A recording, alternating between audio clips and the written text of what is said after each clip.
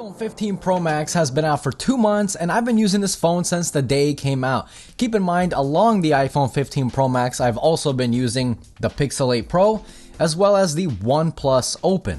So how do I feel about picking up the iPhone 15 Pro Max when I got all these other fantastic great phones right here in front of me? The honeymoon phase has been over for a while now, and here are my true and honest thoughts of using the iPhone. The iPhone 15 Pro Max has had a pretty bad start with massive amounts of users complaining about overheating and people realizing the iPhone is just not as durable as it once was before.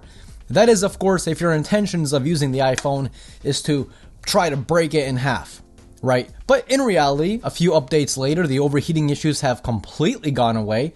The phone doesn't even get hot while charging. And as far as durability aspect, it's actually been the most durable iPhone that I've had ever. No, seriously. Hear me out. I've been using the phone without a case since day one, and the titanium frame is absolutely in perfect condition. There's not a single dent, no scratch, nothing. The only scratches that I can see are on the screen, and there's really only 2 of them. So this has been the most durable iPhone that I've owned. If I take a look at my iPhone 14 Pro Max, which I got just a couple months prior to the iPhone 15 Pro Max, you can clearly see a lot more scratches on the stainless steel frame. Even the screen has a lot more scratches. And I don't baby my phones either. I don't put them in cases, as you guys see clearly. I don't put them in cases. I throw them on the table. I throw them into the cup holder of my car. I put them in my pockets with my keys, change, whatever else I got going on in there. I don't baby my phones. And this phone, the iPhone 15 Pro Max, it just looks like it's brand new, aside from the 2 scratches on the screen, but that's basically it. The cameras on the iPhone 15 Pro Max are super good, especially with that new HDR5 that Apple has implemented. But look, I'll be honest, as good as it is, I can't say it's the best HDR. Not even close. Phones like my OnePlus Open has equal to and sometimes even better HDR.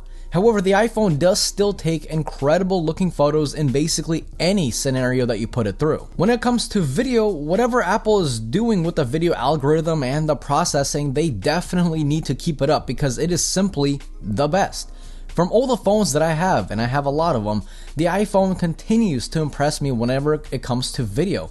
For the amazing stabilization, the incredibly smooth lens switching, to all the video features such as the ability to shoot in ProRes 4K 60, log, cinematic video on both front and the rear facing cameras, the awesome action mode which records 2.7K 60, and the ability to simultaneously shoot 4K 60 HDR. For example, the Pixel 8 Pro has definitely improved over the Pixel 7 series, but the lens switching is still jittery.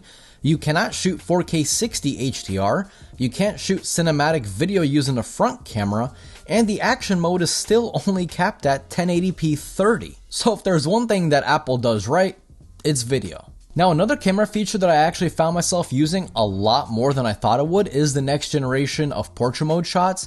So this completely eliminates the need to have a portrait mode toggle. Now you never need to think about, do I want to take this photo in a normal photo, or do I want this photo to be a portrait mode photo? You don't need to worry about that. You just turn your brain off, you take the photo, then later when you get home, you look through your album, and you're like, oh, that photo would be pretty cool. I wonder how it will look like as a portrait mode photo. Well, since the new iPhone 15 series stores depth information in each shot that you take, you can now do that. You can turn any photo into a portrait mode photo. Best of all, if you take that photo with the main camera, you have 24 megapixel portrait mode photos. That has never been done before. Now, the one feature that I completely forgot about is the action button. So now you don't have a mute switch. You have a little button that you can program to do basically whatever you want.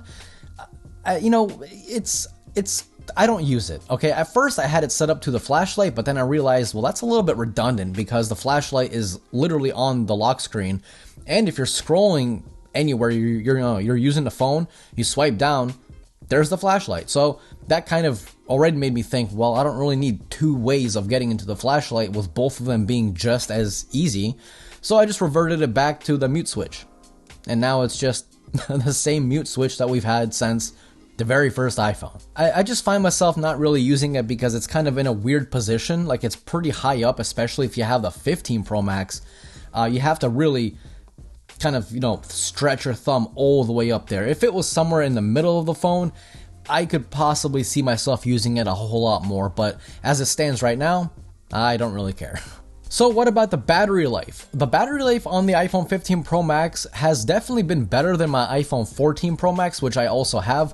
I'm getting around 7 hours, like, 7.5 hours, which is, for the average person, that is amazing. That'll definitely last you throughout the entire day. And if you are a super light user, that could possibly last you 2 days. But I can no longer say that it is amazing battery life, especially on a non-folding phone, because, well, like I said, I've also been using the OnePlus Open, and this is a folding phone, right? But this phone also lasts me around 7 hours, 30 minutes, just like the iPhone 15 Pro Max. So let's talk about iOS 17, because using the iPhone hardware-wise is one thing, but the software is like 90% of the experience. So iOS 17 for me has been quite buggy, especially that new feature where you bring two iPhones close together and it'll like switch the photos and video files over to the other iPhone. Yeah, that only works some of the time. For me, more often than not, I bring the phones side by side, I get that nice little animation, and then it just stops. Like nothing happens after that. I'm like, what the heck, man? So I just find myself using AirDrop like I've been doing for years now. Speaking of AirDrop, that too is buggy. AirDropping from an iPhone to an iPhone works flawlessly. AirDropping from an iPhone to a MacBook, it's like 90% of the time I get a failed attempt. I don't know why. I have to restart my iPhone, or sometimes I even have to restart my MacBook, then it transfers over. And as someone that records all their videos from an iPhone, and I always AirDrop it to my computer after, it gets quite annoying. So Apple, as someone that uses AirDrop daily, please fix it. I've enjoyed using the iPhone 15 Pro Max, but I can't say I've enjoyed it more than any other iPhone that I've had. It's just the same iPhone that we know and love, except just a little bit better, and that's it. In fact, I think Apple's kind of headed in this weird direction, because we see the new Snapdragon chip, the Snapdragon 8 Gen 3. We see that chip basically beating out the A17 Pro in a lot of areas, and if it's not beating it out, it's really close to beating it out, And I say this because Apple's mobile chips on their phones were always so far ahead of the competition, but now the competition has really, really caught up. But what do you guys think about the iPhone 15 Pro? Do you have it? Have you used it? What do you think? Let me know all your comments and thoughts down below. And if you are new here, consider subscribing. And if you did enjoy today's video, definitely click that like button. It's absolutely free to do, but it helps me and the channel out a lot, and I always truly appreciate it. This was Mark from Mark's Tech. Adios.